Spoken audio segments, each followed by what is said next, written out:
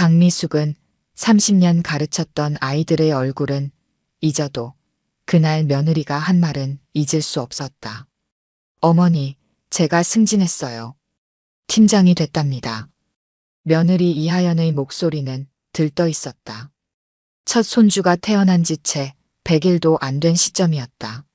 며느리는 육아휴직도 석 달 만에 끝내고 복직을 선언했다. 어머님께서 봐주실 수 있죠? 육아와 은퇴 후 계획 사이에서 잠깐 고민했지만 강미숙은 며느리의 부탁을 거절할 수 없었다. 아들 준혁이도 눈치만 보고 있었다. 하필 시기가 그랬다. 명예퇴직 신청을 막 해놓은 참이었고 아직 뭘 하고 살지 결정도 못한 상태였다. 당시 남편의 만류가 있었다. 원래 계획했던 대로 하자고. 하지만 시어머니 구실 좀 한다고 큰일 나겠냐 싶었다. 티끌만큼도 몰랐다. 이게 10년 노예 계약서의 첫 페이지가 될 줄은. 이야기를 계속하기 전에 구독과 좋아요 꾹 눌러주시고 매일 배달되는 사연 들어보세요. 알림 설정까지 해두시면 이야기가 올라오자마자 들으실 수 있답니다. 그럼 다시 이어가 보겠습니다. 아이를 보기 시작한 지 2달째 첫 균열이 생겼다. 명예퇴직금으로 계획했던 제주도 게스트하우스 창업은 무기한 연기해야 했다. 퇴직금 상당 부분은 아이를 위한 새 아파트 보증금으로 들어갔다.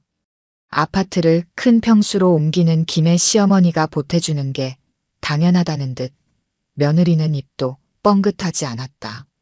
새 아파트에서의 생활이 시작됐다. 매일 아침 7시에 출근하는 아들 내외를 대신해 아이를 돌봤다. 퇴근은 시시때때로 달랐다. 9시에 들어올 때도 있고 회식이 있다며 12시가 다 되어서야 들어오는 날도 많았다. 어머님, 저희가 지금 막 회식 들어가거든요. 서진이 재워주시면 안 될까요? 며느리의 전화는 언제나 양해를 구하는 척하면서도 이미 결정된 사항을 통보하는 투였다. 한 번은 큰 맘먹고 말을 꺼냈다. 하연아, 저녁에는 너희가 직접 애를 봐야지. 나도 내 시간이 필요해. 어머, 시어머님. 제가 지금 팀장이에요. 제 위치에서 칼퇴근은 좀 그런 거 이해해 주세요. 며느리는 눈도 마주치지 않은 채 답했다. 손에 든 명품 백을 만지작거리며. 그래, 며느리의 승진이 무엇보다 중요했다. 시어머니의 인생은 당연히 후순위였다. 가장 속이 끓어오른 건 SNS였다. 며느리는 매일같이 워킹맘의 일상을 올렸다. 출근 전 아이와 찍은 사진, 점심시간에 택배로 받은 유기농 이유식, 퇴근길에 잠든 아이 사진까지. 마치 혼자서 다 해내는 양 포장했다. 친정어머니 최영숙은 더했다. 주말마다 골프장에 출석 도장 찍듯 다니면서도 모임만 나가면 자랑이란다. 우리 하연이가 얼마나 훌륭한 며느리인지, 아이를 키우면서도 저렇게 성공 가도를 달리는지, 시어머님이 애를 봐주셔서 얼마나 다행인지. 그래도 참았다. 내 새끼 키우는 건데 하는 마음으로. 그런데 둘째가 생겼다는 소식을 들었다. 둘째라니. 첫째도 버거웠는데. 강미숙은 하루하루가 전쟁이었다. 아침 5시 반이면 일어나 이유식을 준비했다. 서진이는 입이 까다로웠다. 당근은 으깨야 했고 시금치는 아예 먹지도 않았다. 교사 시절에도 이렇게 일찍 일어난 적이 없었다. 친정어머니 최영숙은 얼굴도 비치지 않았다. 주말에 잠깐 들르면 서진이를 안아보고는 아이고, 우리 똥강아지 한마디로 끝이었다. 대신 하연이 눈치만 살폈다. 어머, 우리 딸 또 명품백이네. 골프 가방도 새로 바꿨어. 최영숙의 관심사는 따로 있었다. 딸내미 뒷바라지에 여념이 없었다. 출근할 때 입고 갈 옷, 명품 쇼핑, 골프장 회원권까지. 서진이 육아는 시어머니 몫이라는 듯 나 몰라라 했다. 하연은 SNS에 매일같이 글을 올렸다. 오늘은 영어 유치원 상담을 다녀왔다느니, 유기농 식재료를 주문했다느니. 실상은 모두 강미숙의 몫이었다. 유치원은 강미숙이 발품 팔아 알아봤고, 장도 강미숙이 봤다. 사진만 찍으러 오는 날도 있었다. 퇴근 시간에 잠깐 들러 서진이와 인증샷을 찍고는 회식 자리로 달려갔다. 그러고도 워킹맘, 슈퍼우먼 같은 해시태그를 달았다. 둘째 임신 소식은 SNS로 먼저 알았다. 강미숙은 그날도 서진이 열을 재고 있었다. 감기가 심해 밤새 끙끙 앓던 참이었다. 그런데 며느리 인스타그램에는 초음파 사진이 올라와 있었다. 축하해주세요. 둘째가 찾아왔어요. 이제 서진이가 언니가 되나 봐요. 더 열심히 살게요. 댓글은 축하 일색이었다. 최영숙은 제일 먼저 달려들어 댓글을 남겼다. 우리 딸 최고. 시어머님이 계시니 든든하지. 강미숙은 핸드폰을 내려놓았다. 옆에서 서진이가 열에 들떠 잠들어 있었다. 퇴직금을 보증금으로 쓴 이후 며느리는 더 당당해졌다. 마치 그 돈이 당연한 듯이. 이젠 둘째라니. 엄마, 둘째는 일찍 낳는 게 좋대요. 준혁이 말투는 조심스러웠다. 눈치는 보였지만 결국 아내 편이었다. 늘 그랬다. 어머니의 희생을 모른 척했다. 퇴직금 이야기만 나와도 슬그머니 자리를 피했다. 하연의 둘째 입덧은 유난히 심했다. 그래서 더 일찍 퇴근한다더니 오히려 회식이 늘었다. 입덧 때문에 집에서 못 있겠다며 친구들을 만났다. 서진이는 여전히 강미숙 몫이었다. 최영숙은 주말마다 골프장에 출석 도장 찍듯 다녔다. 얼마 전엔 골프 모임에서 자랑이란다. 우리 하연이가 둘째를 가졌는데도 승진 준비를 한다고. 시어머님이 애를 봐주셔서 얼마나 다행이냐고. 자랑은 또 SNS로 이어졌다. 이번엔 안티 임신 입덧약을 들고 찍은 사진이었다. 임신해도 일은 계속해야죠. 우먼 파워. 강미숙은 그날도 서진이 이유식을 만들고 있었다. 한밤중에 열이 오른 서진이를 껴안고 응급실을 가던 날들이 떠올랐다. 둘째까지. 이대로는 안 됐다. 둘째 민우가 태어난 날부터 강미숙의 하루는 26시간이어도 모자랐다. 어머님, 서진이 하원 시간에 맞춰 민우도 데리고 와주세요. 소아과도 들러야 하는데. 출근길에 던지듯 말하고 나가는 며느리를 보며 강미숙은 입술을 깨물었다. 영하의 날씨에 2달 된 아기를 데리고 3살배기 하원까지. 이게 말이 되나 싶었다. 서진이는 동생이 생기고 나서 더 손이 많이 갔다. 유치원에서 돌아오면 엄마부터 찾았다. 엄마는 언제 오냐고, 회사는 어디냐고. 울면서 떼를 쓰다가도 민우가 울면 질색하며 방으로 도망갔다. 서진이를 달래다 보면 민우가 울었고 민우를 안으면 서진이가 토라졌다. 서진아, 엄마는 지금 일하러 갔어. 싫어. 엄마랑 놀고 싶어. 밤마다 서진이는 악몽을 꾸고 울었다. 엄마를 찾는 아이를 토닥이다 보면 새벽이 왔다. 하연은 그때도 퇴근도 못했다. 중요한 회의가 있다며 호텔에서 밤늦게까지 일했다. 다음 날 SNS에는 해시태그 열정 워킹맘이라는 해시태그가 올라왔다. 민우는 첫째보다 더 까다로웠다. 밤낮이 바뀐 채 태어나 100일이 지나도록 잠든 시간이 제각각이었다. 젖병을 물리고 토닥여도 쉽게 잠들지 않았다. 밤마다 2~3번은 깨서 울었다.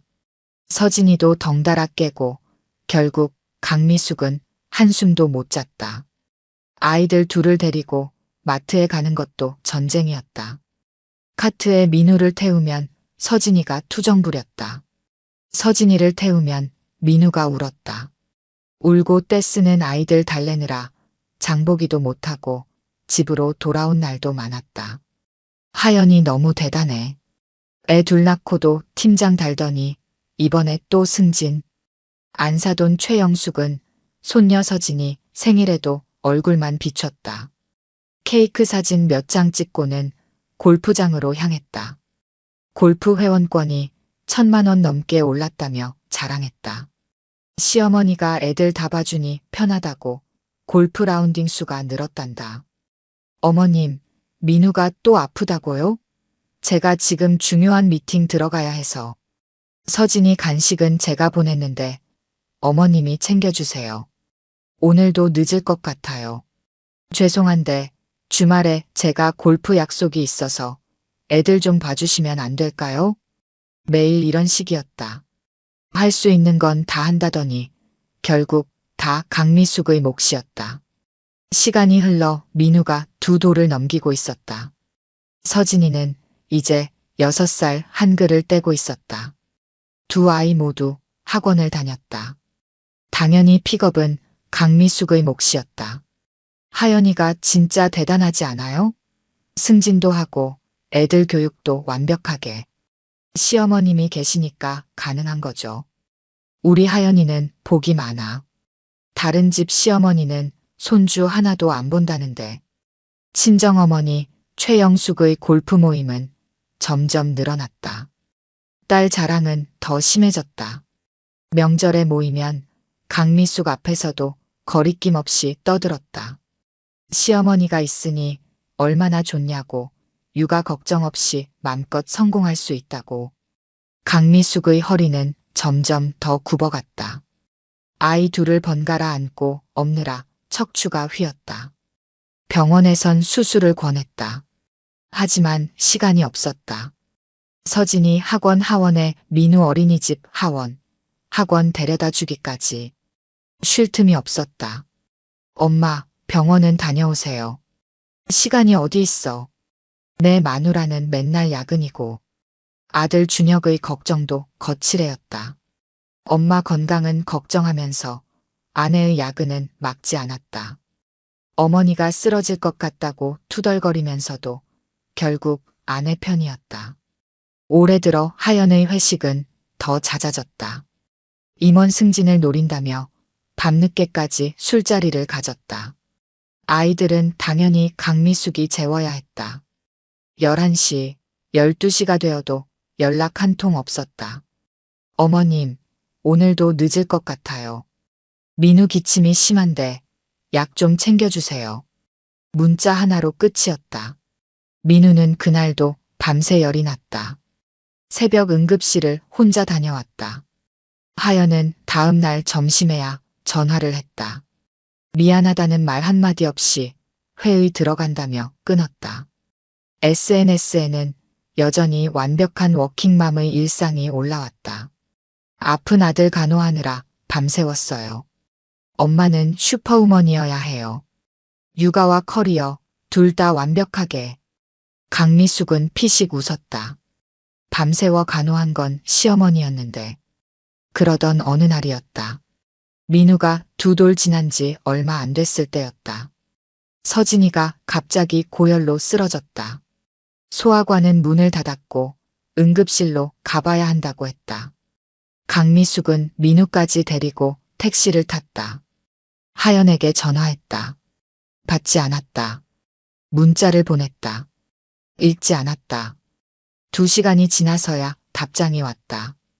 회식 중이에요. 어머님이 알아서 해주세요. 강미숙은 그날 밤 처음으로 생각했다. 이대로는 안 되겠다고. 뭔가 달라져야 한다고. 그 즈음부터 강미숙은 변화를 느꼈다.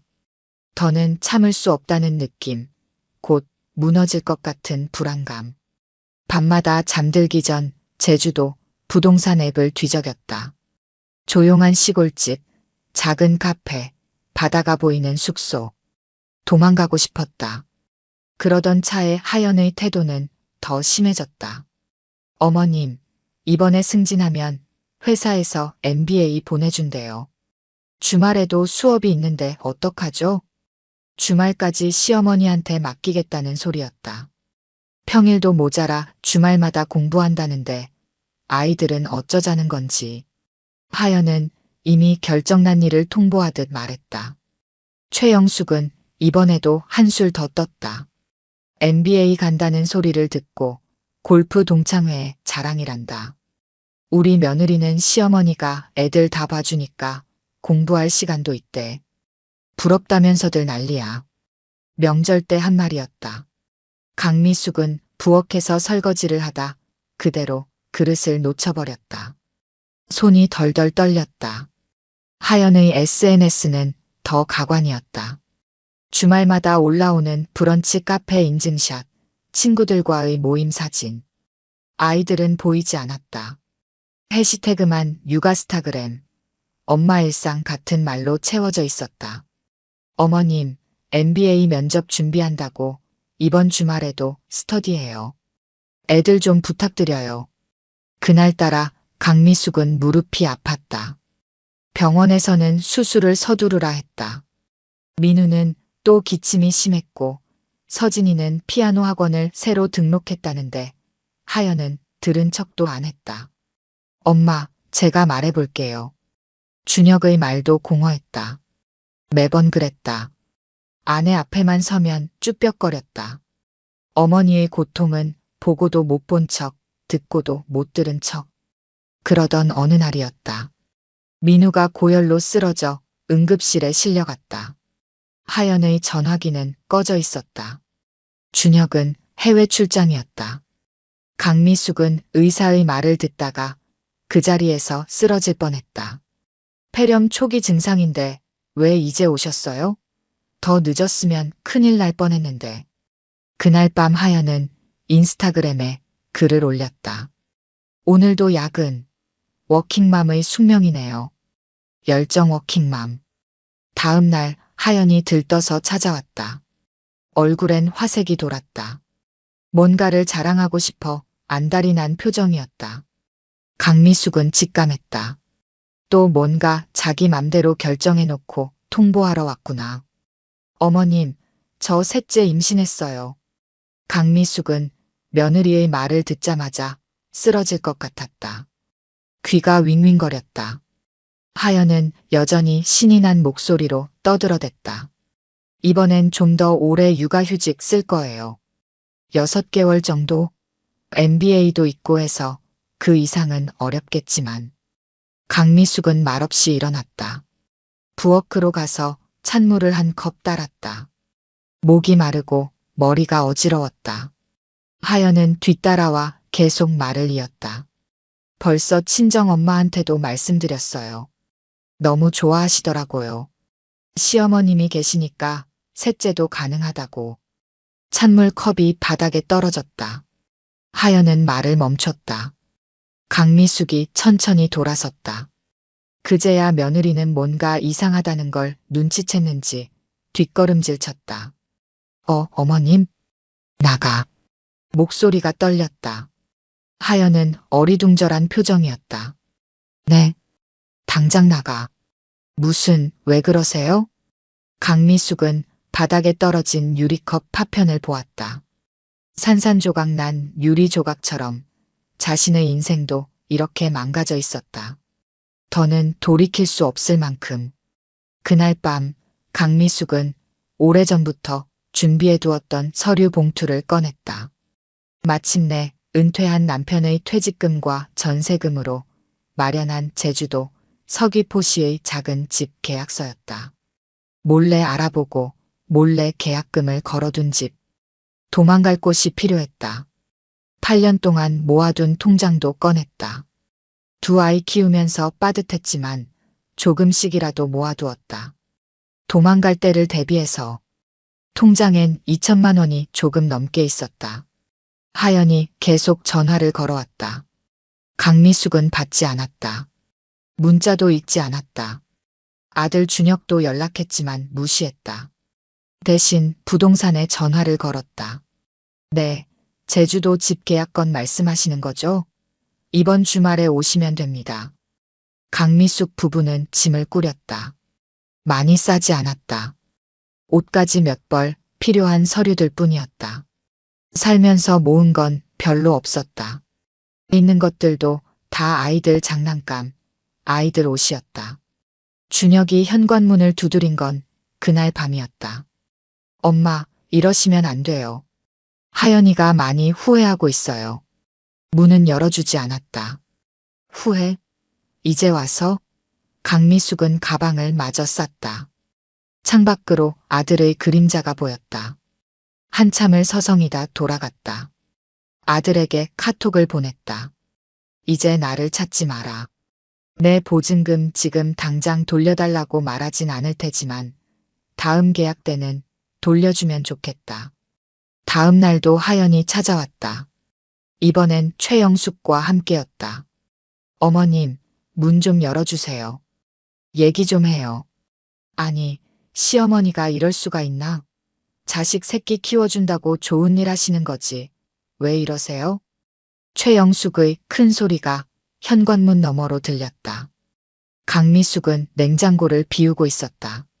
상한 우유, 먹다 남은 반찬들. 다 버렸다. 새 삶에선 필요 없을 것들이었다. 강미숙은 비행기 표를 예약했다. 토요일 오전 9시 김포발 제주행. 편도였다. 토요일 새벽 강미숙 부부는 조용히 집을 나섰다. 캐리어 하나, 손가방 하나가 전부였다. 아침 8시 공항 입구에서 전화가 울렸다. 어머님, 큰일 났어요. 민우가 열이 나요. 서진이도 감기 기운이 있고. 강미숙은 전화를 끊었다. 8시 10분 하연에게 문자가 왔다. 애들이 아프다고 하는데 왜 전화를 안 받으세요? 어디 계시는 거예요? 8시 30분 준혁이 연락했다. 엄마 어디세요? 애들이. 9시가 되자 비행기는 이륙했다. 활주로를 벗어나는 순간 강미숙은 눈을 감았다. 귓가에서 아이들 목소리가 들리는 것 같았다. 할머니, 할머니. 30분쯤 지났을까? 핸드폰이 터져나갈 듯 울렸다. 어머님 제발 받아주세요. 엄마 어디로 가신 거예요? 시어머님 이러시면 안 돼요. 강미숙 여사님 제발요. 마지막은 최영숙이었다. 평생 반말만 하던 사람이 존댓말까지 썼다. 강미숙은 비행기 모드를 켰다. 집에선 패닉이 시작됐을 것이다. 아픈 아이들을 두고 회사로 나가야 하나, 휴가를 내야 하나. MBA는 어쩌고, 회식은 어쩌고. 최영숙은 골프 약속부터 취소해야 했을 것이다. 제주공항에 내린 건 10시 반이었다. 서귀포행 버스를 탔다. 바다가 보이기 시작했다.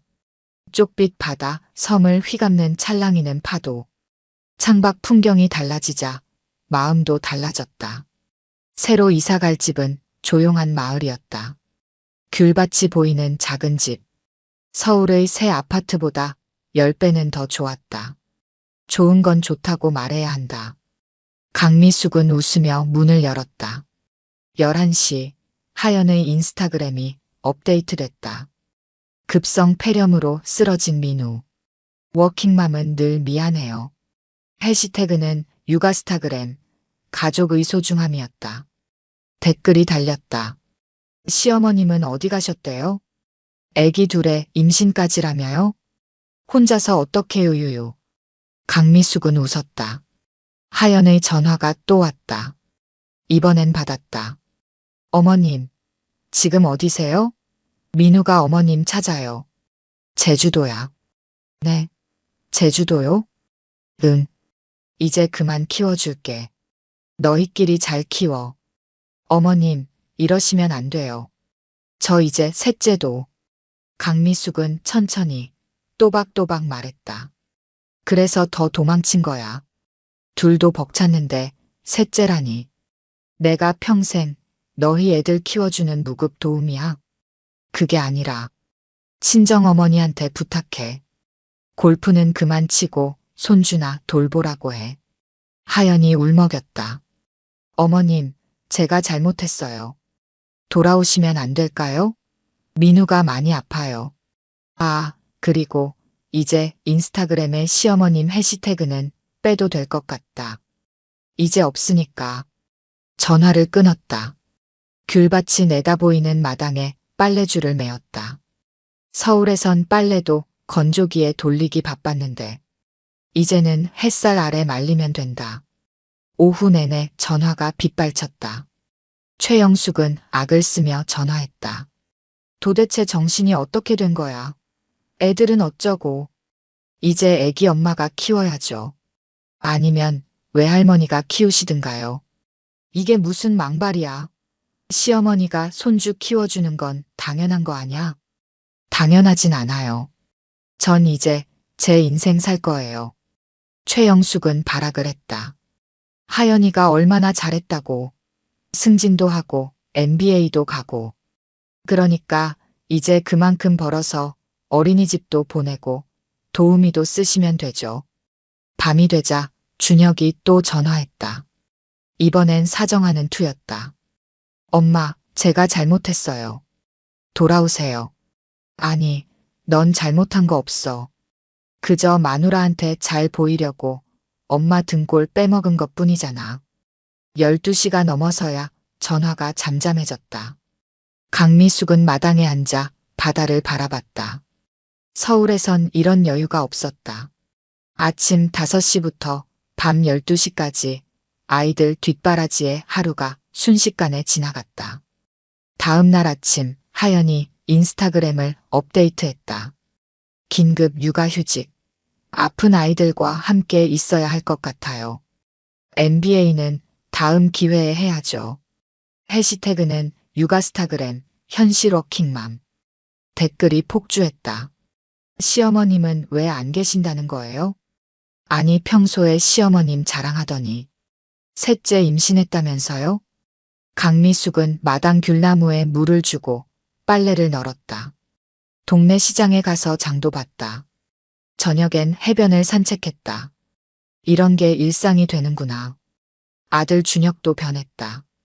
아침 일찍 회사 가서 밤늦게 들어오던 생활이 끝났다. 아이들 유치원 하원은 이제 그의 몫이었다. 회식도 못 갔다. 한 달이 지났다. 하연의 셋째 임신 소식을 알던 동료들이 수군거렸다. 최영숙의 골프 모임에선 딸 자랑이 잠잠해졌다. 시어머니 등골 빼먹었다는 소문이 돌았다. 강미숙도 SNS를 시작했다. 처음엔 그저 귤밭 사진, 바다 사진을 올렸다. 그런데 의외의 일이 벌어졌다. 시어머님 계정 맞나요? 하연님 시어머님? 아니, 그 유명한 워킹맘 성공 신화의 주인공이. 진실이 밝혀지는 건가요? 강미숙은 담담하게 썼다. 예, 맞습니다. 8년 동안 손주 둘을 키우다 도망쳐온 시어머니입니다. 이제 제 인생을 삽니다. 순식간에 팔로워가 늘었다. 하연의 지인들, 그동안 하연을 부러워하던 워킹맘들이 몰려들었다. 역시 완벽한 워킹맘 신화는 없었군요. 시어머님 등골 빼먹고 자기 커리어만 신경 쓴 거였네. 이런 며느리라면 저도 도망갔을 듯. 하연의 인스타그램은 더 이상 예전 같지 않았다. 육아에 지친 모습, 민우의 고열, 서진이의 떼쓰기. 화장기 없는 얼굴로 찍은 사진에는 좋아요가 거의 없었다. 반면 강미숙의 SNS는 날로 인기를 더했다. 제주도의 일상이 사람들의 마음을 사로잡았다. 귤 따는 법, 시장에서 사온 식재료로 만드는 건강식, 바다를 배경으로 한 아침 산책. 이게 진짜 인생이죠. 시어머님 완전 힐링이네요. 제주도에서 카페 차리시면 저도 꼭 가볼게요. 하연은 결국 인스타그램을 닫았다. 임신 입덧과 육아에 지쳐 회사도 휴직했다. 친정어머니 최영숙은 골프 모임에 나가질 못했다. 손주들 보느라 너무 바빴다. 2달이 지났을 때였다. 강미숙의 귤밭 사진이 유명 매거진에 실렸다. 은퇴 후 제주 라이프라는 제목이었다. 기자는 강미숙의 이야기에 꽂혔다. 8년간의 손주 육아. 도망치듯 떠난 제주도. 이게 바로 요즘 시대 시어머니들의 자화상 아닐까요? 기사는 폭발적인 반응을 얻었다. 하연의 과거 게시물들이 다시 수면 위로 떠올랐다. 사람들은 시어머니를 착취하면서 SNS엔 시어머님 덕분에라고 올렸던 게시글들을 파헤쳤다. 매일 골프 치러 다닌 건 친정엄마고 애들 키운 건 시어머니였네. 새벽부터 밤까지 애들 보면서 퇴직금까지 뺏긴 시어머님. 이런 며느리 둔 시어머니들 다 도망가세요. 최영숙의 골프 모임에선 딸 얘기가 금기가 됐다. 누군가 물으면 바쁘다는 말로 얼버무렸다. 골프장에서 마주친 지인이 물었다. 요즘 하연이는 어때요? 시어머님이 도망가셨다면서? 최영숙은 그날 라운딩을 중도 포기했다. 강미숙의 SNS 팔로워는 20만을 넘어섰다. 귤밭 카페를 열자는 제안이 들어왔다. 도망친 시어머니의 귤밭 카페라는 컨셉이었다. 카페는 한 달 만에 제주도의 핫플레이스가 됐다. 입소문이 퍼지자 본인의 시어머니를 모시고 오는 며느리들도 생겼다. 저희 어머님도 이제 좀 쉬시라고 모시고 왔어요. 시어머님께 제주도 여행 선물했습니다. 이제 친정엄마도 손주 좀 봐야죠. 하연은 결국 그동안 차곡차곡 쌓였던 육아휴직을 쓰기로 했다.